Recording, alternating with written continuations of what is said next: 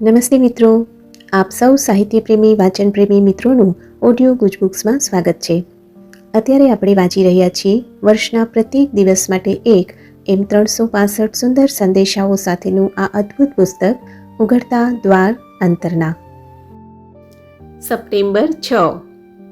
એકી સાથે એક જ દિવસ જીવો.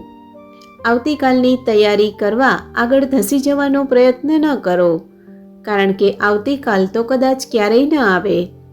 આજનો દિવસ પૂર્ણપણે માણો. એ તમારો છેલ્લો દિવસ હોય એ રીતે માણો. તમે જે અદ્ભુત બાબતો કરવાની ઝંખના સેવી હોય તે બધું કરો. અવિચારીપણે કે બેફામપણે નહીં, પણ ખરેખરા આનંદથી. નાના બાળક જેવા બનો, જે આવતીકાલનો વિચાર કરતું નથી.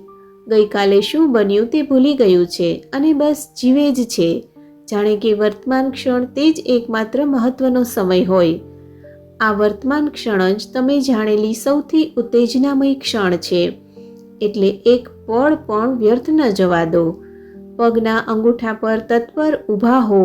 કોઈ પણ ક્ષણે ગમે તે બને તે માટે તૈયાર હો, એ રીતે જીવો.